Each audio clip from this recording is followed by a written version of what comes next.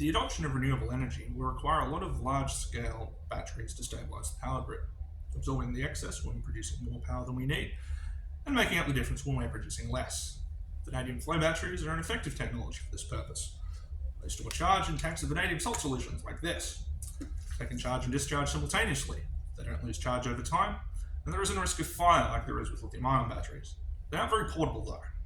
So lithium batteries are still the best option for vehicles and portable devices. So remember, lithium for mobile and portable batteries, vanadium for large-scale, grid-scale, static storage. There are companies planning to make these vanadium batteries here in Western Australia. Ideally, we'd source the vanadium locally as well. Vanadium isn't scarce. It's actually more abundant than copper or nickel are. However, it is hard to find good quality vanadium deposits from which it can be practically extracted. The best of these deposits are titanomagnetite deposits.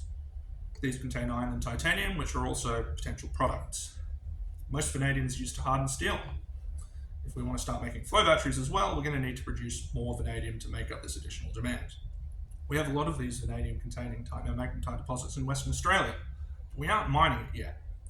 In order for it to be worth mining, we need to develop effective processes to extract the vanadium from these titanomagnetites.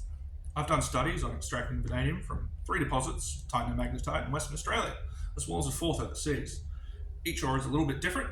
What works for one isn't necessarily going to work for the other, but the general features of the process are the same between them. Titanomagnetite can be separated from the non-valuable parts of the ore that don't contain anything valuable with a magnetic process, producing something like this, a heavy black magnetic powder, concentrate, mostly iron oxide and titanium oxide, with a bit of vanadium in there as well. This is then put into a furnace and heated at about 1000 to 1200 degrees with some salt to convert the vanadium into a water-soluble substance.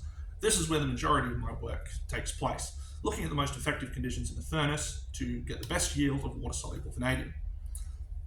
It's then soaked in water after roasting, and the vanadium goes into solution. It can be recovered using ammonia, giving this pale yellow powder of ammonium metavanadate. This is then in turn heated in another furnace, smaller furnace, giving this orange powder of vanadium pentoxide, typically the final product that leaves the mine.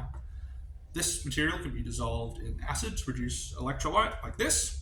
It can be combined with lithium to make lithium vanadates for another type of lithium-ion battery. It can be combined with iron to make vanadium steel.